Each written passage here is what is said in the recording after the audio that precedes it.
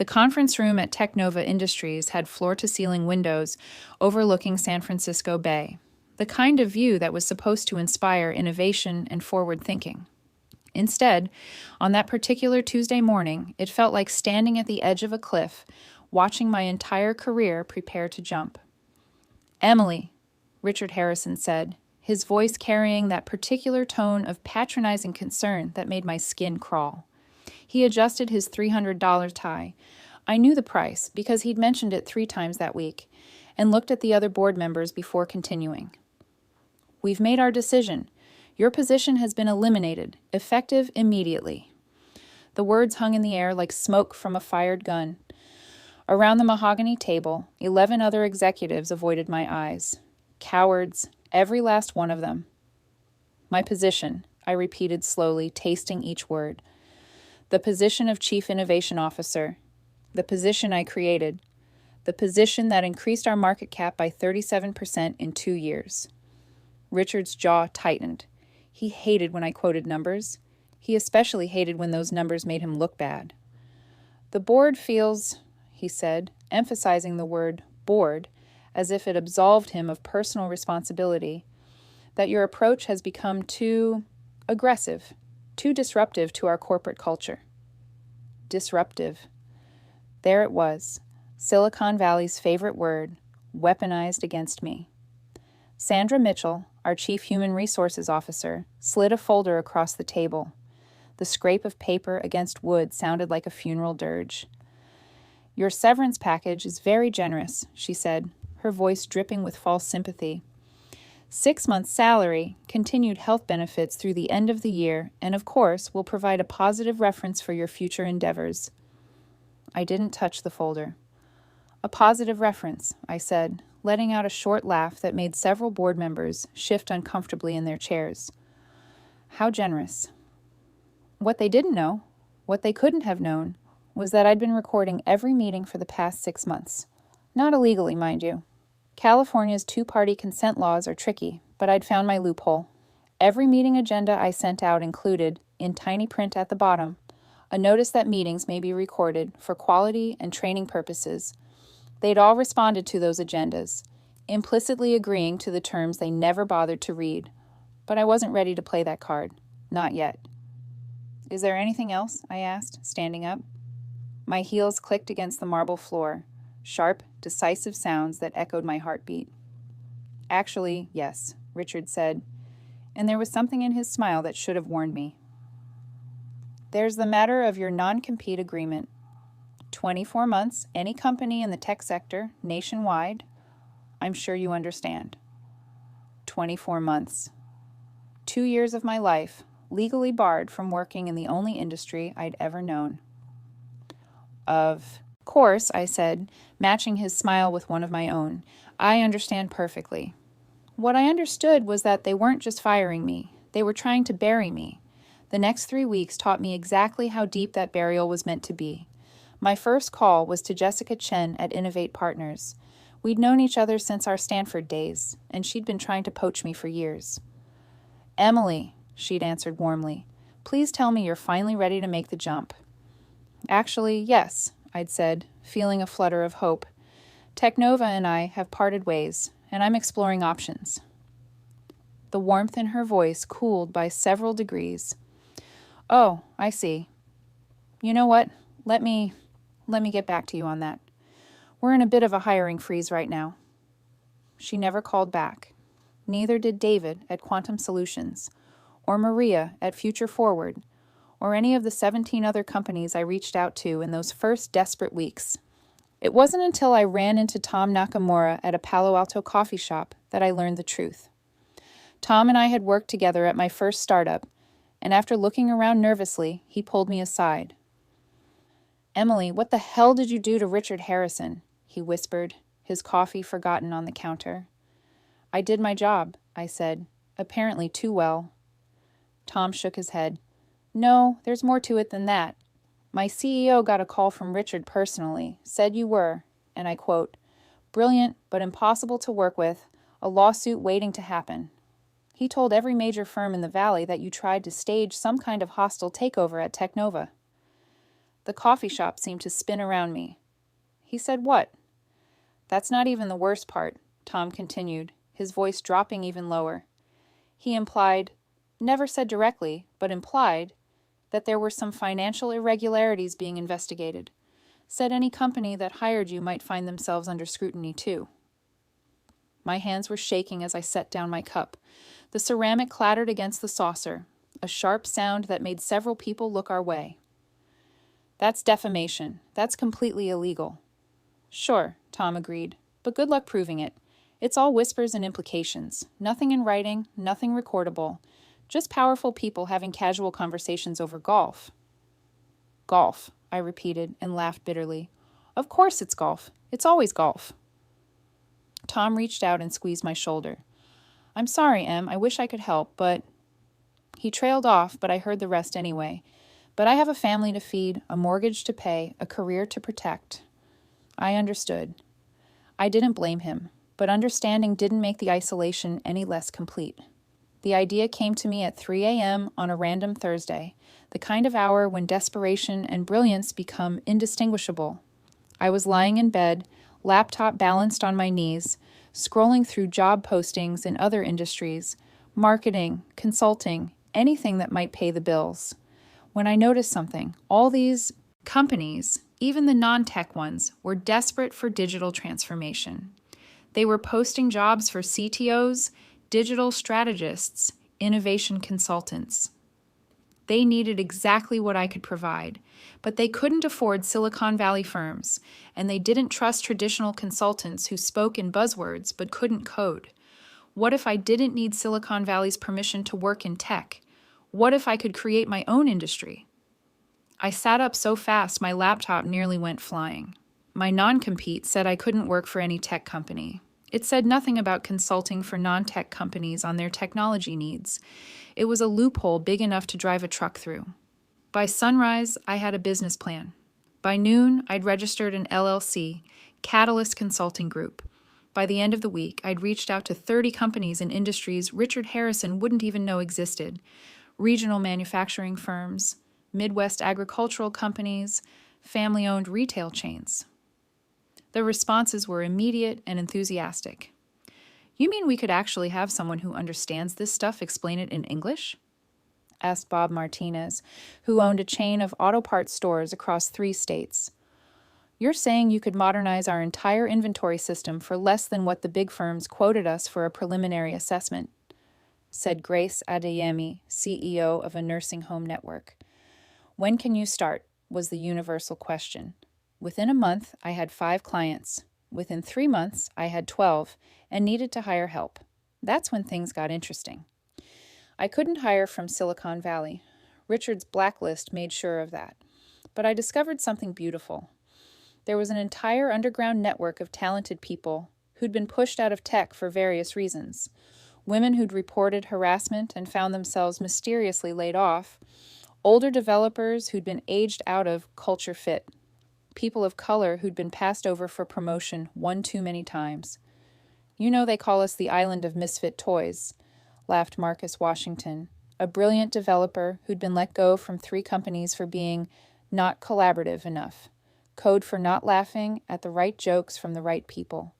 "Then let's show them what misfit toys can build," I said, and hired him on the spot. We were lean, hungry, and had nothing to lose. We worked out of my apartment at first, then a cramped office in Oakland that was a far cry from Technova's glass towers. But our clients didn't care about our address. They cared that we delivered results at a fraction of traditional costs. 6 months in, we landed our first $1 million contract, a complete digital transformation for a regional hospital system. The moment the deal closed, my team erupted in celebration. Marcus popped champagne he'd been saving since his last layoff. Sarah Kim, our UX designer, who'd been blackballed for refusing her previous CEO's advances, actually cried. "We're doing it," she kept saying. "We're actually doing it." But I wasn't celebrating. Not yet. Because I'd just received an interesting phone call from Dennis Choi, Chief Technology Officer at Global Logistics Inc. Global Logistics Inc., GLI, was Technova's biggest client, accounting for nearly 40% of their revenue.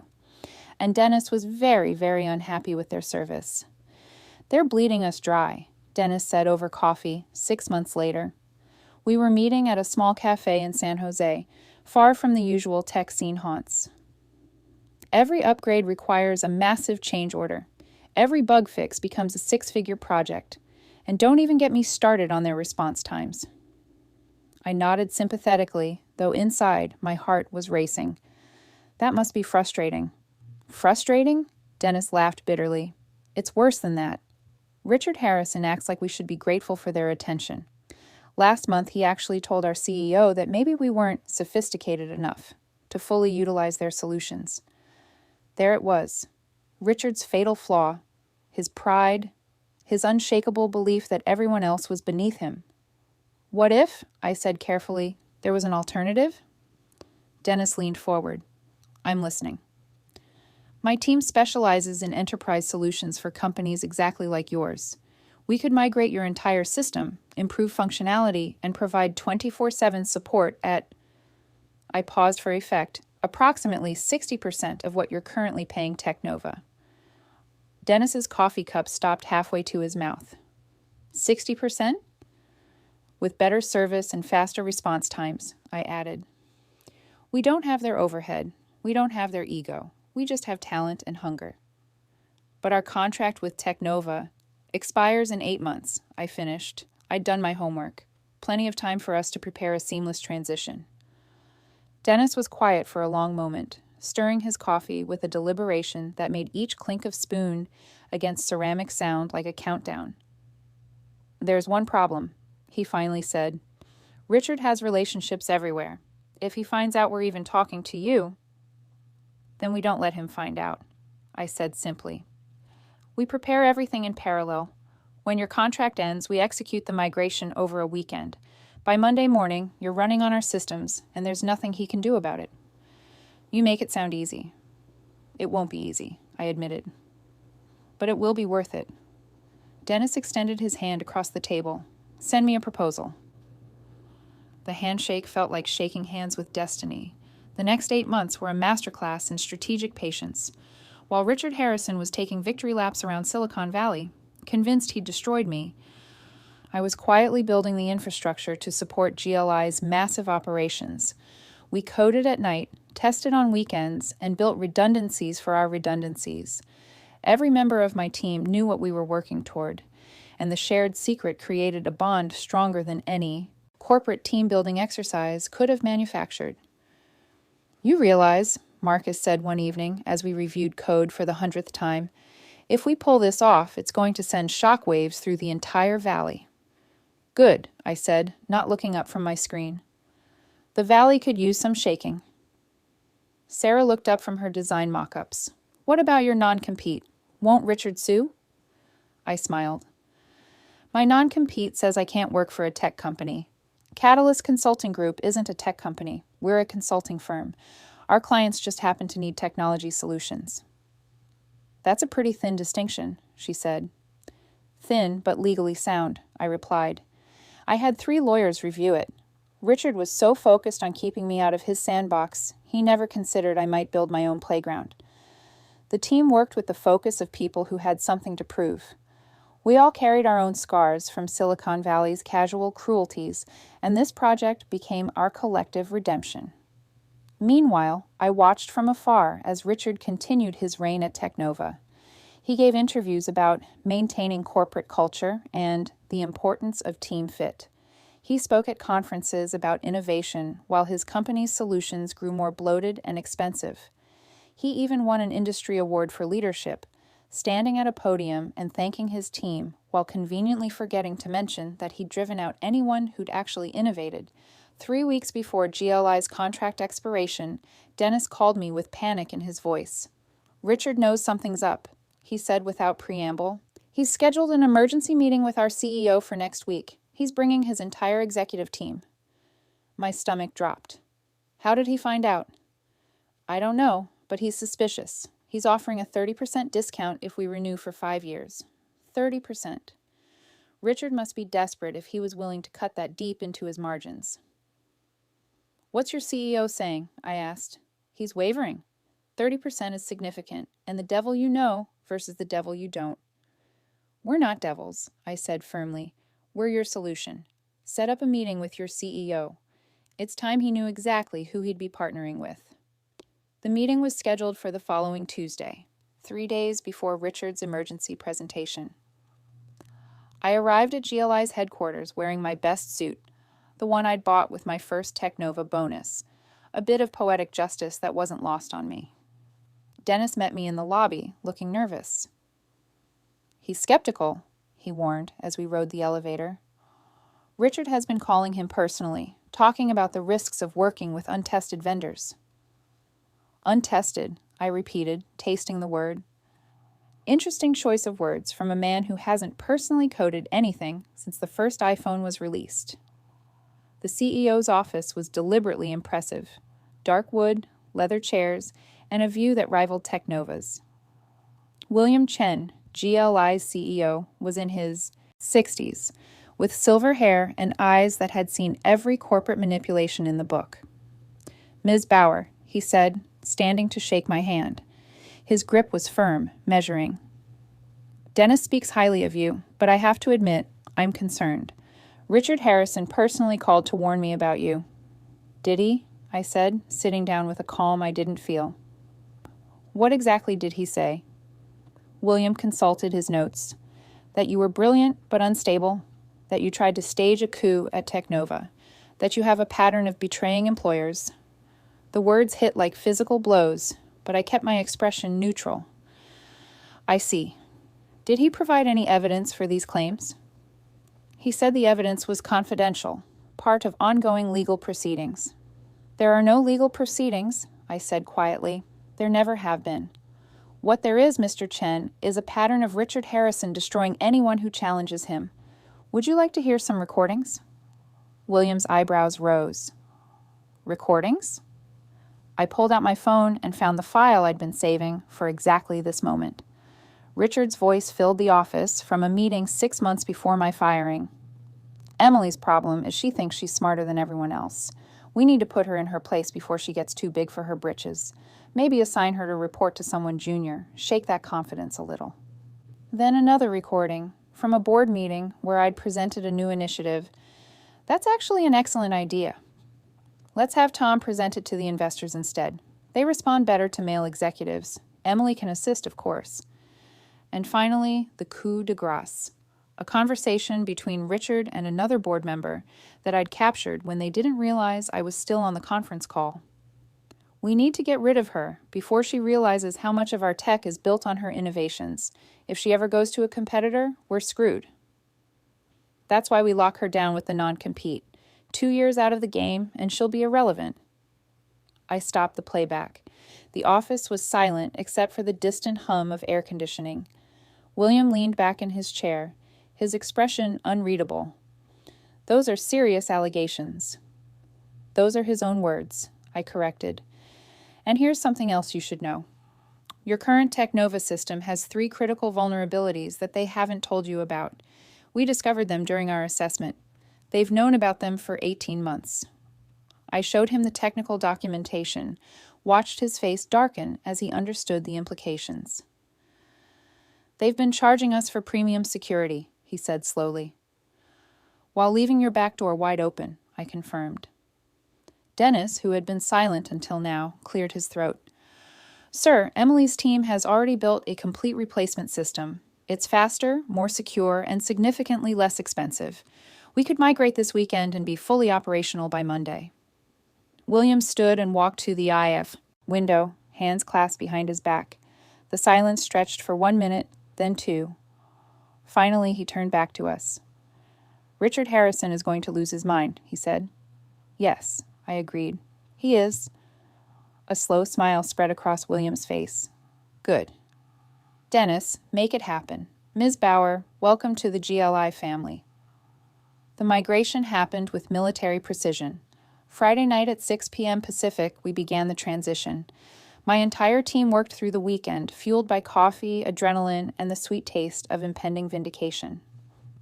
By Sunday afternoon, we were running diagnostics. By Sunday night, we were fully operational. By Monday morning, when Technova's team tried to log into GLI's systems for their usual maintenance, they found themselves locked out. The first call came at 9:17 a.m. "What the hell have you done?" Richard's voice was barely controlled rage. "I've done my job," I said calmly. I had him on speaker. My entire team was gathered around, silent witnesses to this moment. "Something you might remember if you hadn't been so focused on destroying me. This is illegal. You violated your non-compete. I'll sue you into oblivion." "My non-compete prevents me from working for a technology company," I recited. "Catalyst Consulting Group is a consulting firm. GLI isn't a technology company. They're a logistics company. I've violated nothing." "That's semantics." "That's the law," I corrected. "You wrote the contract, Richard. You were so intent on caging me that you never considered I might build my own wings." There was a pause, and when he spoke again, his voice was different, desperate. "GLI is 40% of our revenue.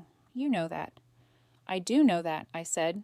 "I also know that you've been overcharging them by approximately 300% for inferior service." "Emily, please, we can work something out. Come back to Technova. Name your position. Name your salary." The offer hung in the air. Around me, my team watched, waiting to see what I would do. "Richard," I said finally, "you told every company in Silicon Valley that I was unstable, untrustworthy, and unemployable. You tried to destroy not just my career, but my reputation, my future, my ability to feed myself. And you did it with a smile." "That was business." "No," I interrupted. "That was personal. You made it personal. And now, so have I." "This won't end here," he threatened. "I'll make sure everyone knows." "Everyone will know what?" I asked. "That you lost your biggest client to a small consulting firm run by someone you fired? That your brilliant leadership cost Technova 40% of its revenue? That all the people you and others like you pushed out of tech have built something better without you?" "Please, Richard, tell everyone. I'm begging you." The line went dead. Sarah started the slow clap first. Then Marcus joined in. Then the whole team was applauding, laughing, some crying. We'd done it. We'd actually done it. The aftermath was more spectacular than I could have imagined. Technova's stock dropped 18% the day they had to announce the loss of GLI. Richard tried to spin it as a strategic refocusing, but the investors weren't buying it. Within a month, 3 more of Technova's clients reached out to us, having heard about our success with GLI. Richard tried to sue, of course, but my lawyers were ready with countersuits for defamation, tortious interference, and restraint of trade. The discovery process alone would have exposed years of his questionable practices. He dropped the lawsuit within 6 weeks. The real victory came 3 months later, when I received an unexpected call from Sandra Mitchell, Technova's former Chief Human Resources Officer. "Emily," she said, her voice uncertain, "I owe you an apology." "You owe me more than that," I said, but I was curious enough to listen. "I've left Technova," she continued.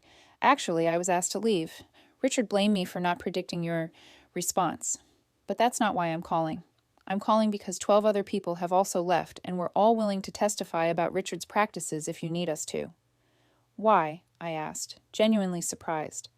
"Because what he did to you, he's done to dozens of others. We were all just too scared to stand up to him. But seeing what you've accomplished, Emily, you didn't just beat him. You proved that there's life after Silicon Valley's blacklist. You gave a lot of people hope." I was quiet for a moment, unexpected emotion tightening my throat. "Thank you, Sandra." "There's one more thing," she said. "Richard was voted out by the board yesterday. Technova is looking for a new CEO. Several board members asked me to gauge your interest." I laughed, not bitterly this time, but with genuine amusement. "They want me to come back and save the company that tried to destroy me?" "The company has changed. Richard is gone, along with most of his loyalists. The board recognizes they need someone with your vision and integrity." "Sandra," I said gently, "I already have a company, one built on trust, innovation, and treating people with respect. Why would I go backward?" "I told them you'd say that," she admitted, "but I had to ask." After we hung up, I looked around my office. Not a glass tower overlooking the bay, but a converted warehouse in Oakland filled with the sound of keyboards and collaboration.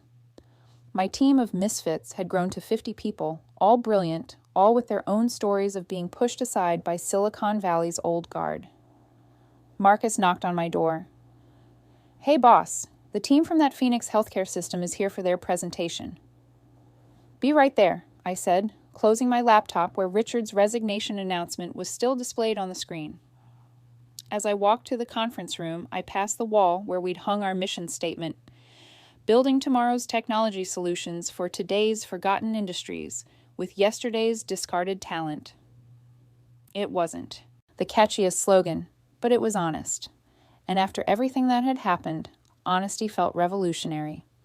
A year later, Catalyst Consulting Group had grown to 200 employees across 3 offices. We'd been featured in Forbes, the Wall Street Journal, and even gotten a somewhat backhanded compliment in TechCrunch, which called us the most successful middle finger to Silicon Valley's establishment. I was in our Seattle office when Dennis Choi called with news that made me sit down. "Technova just filed for bankruptcy," he said without preamble. "What?" "They couldn't recover from losing GLI and the other clients. Richard poisoned the well so thoroughly that even after he left, they couldn't rebuild trust. The board is liquidating assets." I should have felt victorious. Some part of me did. But mostly I felt sad for the employees who would lose their jobs, the good people caught in the collapse of Richard's hubris. "Dennis," I said suddenly, "how many of their engineers are about to be unemployed?" "Probably around 300. Why?" "Because we're hiring," I said, "and I have a feeling some of them might be ready for a different kind of company culture." Dennis laughed.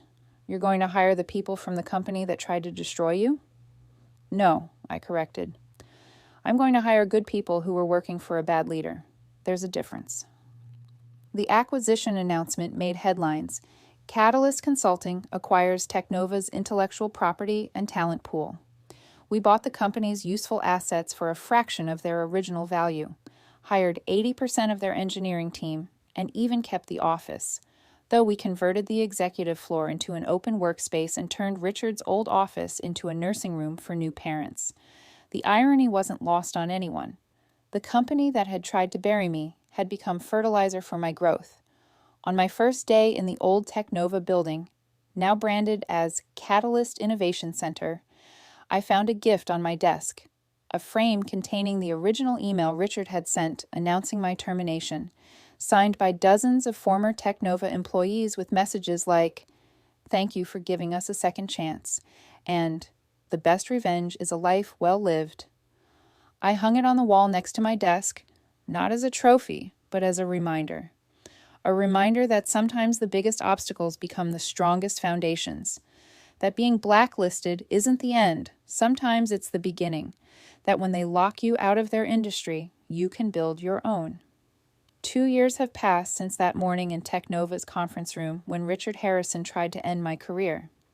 Catalyst is now valued at $500 million, with offices in 12 cities and clients ranging from Fortune 500 companies to family businesses that just need someone to explain technology in human terms. Richard Harrison, I heard through the grapevine, tried to start his own consulting firm. It failed within 6 months. He now teaches strategic leadership at a community college in Nevada. I'm told he uses my story as a cautionary tale about maintaining corporate control, completely missing the actual lesson. Last week, I was invited to give the keynote at the Women in Tech Summit. Standing at the podium, looking out at 1,000 faces, many young women just starting their careers, others bearing the familiar weariness of fighting systems designed to exclude them, I thought about what to say. "They will tell you," I began, "that you're too emotional, too aggressive, too difficult. They will question your competence while stealing your ideas. They will offer you seats at tables where your voice doesn't matter, then blame you for not speaking up." The room was silent, but it was the silence of recognition, not surprise. "And when you refuse to play by their rules," I continued, "they will try to destroy you. They will whisper poison in the ears of anyone who might hire you. They will use their power, their connections, their old boys' networks to lock you out." I paused, letting the weight of those words settle. But here's what they don't understand. Every person they push out, every talent they waste, every brilliant mind they discard becomes a seed. And seeds, when planted in the right soil, grow into forests that can reshape entire landscapes. The applause started slowly, then built to a roar. But I wasn't finished. Don't wait for their permission. Don't beg for their acceptance. Build something they never imagined, something they can't control, something that makes their towers look like sandcastles. They may own the industry, but they don't own innovation. They don't own determination, and they sure as hell don't own you. The standing ovation lasted 5 minutes. Afterwards, a young woman approached me, tears in her eyes. "I was fired last month," she said. "They said I wasn't a culture fit. I've been thinking about leaving tech entirely." I handed her my card. "Don't leave tech. Leave their tech. Come build something better with us." She looked at the card, then at me. "You're really hiring?" "Always," I said. The best revenge isn't just success. It's success that lifts others. Every person they push down, we pull up. Every door they close, we build a new one. That's how we win. Not by beating them at their game, but by changing the game entirely. This morning, I stood in my office, not the converted warehouse in Oakland, but the top floor of our new San Francisco headquarters, a building we bought when another too-big-to-fail tech company failed. The view rivals Technova's old conference room, but I rarely look at it. I'm usually focused on the screen showing our global operations, our client satisfaction scores, consistently above 95%, and our employee retention rate, 87%, unheard of in tech. Sarah knocked on my door. She's our chief design officer now, leading a team of 50 designers who all share stories of being undervalued elsewhere. "You need to see this," she said, pulling up an article on her tablet. The headline read, "The Catalyst Effect: How One Woman's Revenge Transformed Silicon Valley's Talent Pipeline." I skimmed the article, which detailed how our success had inspired dozens of other alternative tech companies founded by people who'd been pushed out of traditional firms. Collectively, these companies now employed over 10,000 people and had a combined valuation of $8 billion. "We started something," Sarah said softly. "No," I corrected. "They started it when they decided that only certain people deserve success. We just finished it." My phone buzzed with a text from Dennis Choi. "Dinner tonight to celebrate 3 years since the Great Migration?" I smiled and typed back, "Wouldn't miss it." As I looked around my office at the awards on the walls and the pictures of my team, my brilliant, resilient, unstoppable team of supposed misfits, I thought about that morning 3 years ago when Richard Harrison had smiled and told me I was eliminated. He was right about one thing. I was eliminated. Eliminated from a toxic culture, eliminated from a broken system, eliminated from a game where the rules were written to ensure I'd lose. But here's what Richard never understood, what none of them understood. When you eliminate someone from your game, they're free to create their own. And sometimes, just sometimes, their game becomes the only one worth playing. The ping of another email pulled me from my thoughts. Another Fortune 500 company wanting to discuss digital transformation. Another opportunity to prove that talent doesn't disappear when you blacklist it. It just finds better soil to grow in. I forwarded the email to Marcus, now our Chief Technology Officer, with a note. Another one ready to leave the old guard behind. Let's show them what the future looks like. His response was immediate. The future looks like us. Yes, I thought, standing up and heading to our daily team meeting. It does. If you're listening to this, chances are you've been there.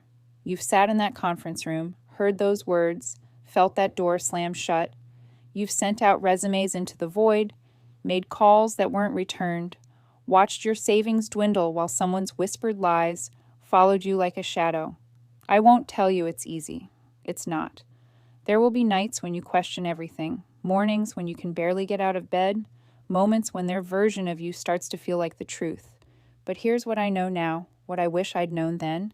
They can blacklist you from their industry, but they can't blacklist you from your own potential. They can lock you out of their buildings, but they can't lock you out of your own brilliance. They can tell everyone you're difficult, unstable, unemployable, but they can't make it true. The only power they have is the power you give them, and the moment you stop asking for their permission. Stop seeking their validation. Stop playing by their rules. That's the moment everything changes. Not everyone will build a company. Not everyone will stage a corporate coup. But everyone can refuse to let someone else's small-mindedness define their worth. Everyone can choose to see a blacklist not as an ending, but as an invitation to begin something they never could have imagined within those confining walls. So to Richard Harrison, and every Richard Harrison out there, thank you. Thank you for showing me exactly who you are. Thank you for forcing me out of your shadow. Thank you for the push I needed to fly. And to everyone who's been pushed, dismissed, underestimated, and overlooked, they thought they were burying you. They didn't realize you were a seed. Grow accordingly. Have you ever been underestimated and then surprised everyone? Tell us about it in the comments below. If you know someone who needs to hear this story, share it with them. Sometimes the best revenge really is massive success. And if you think Richard got exactly what he deserved, drop your thoughts in the comments.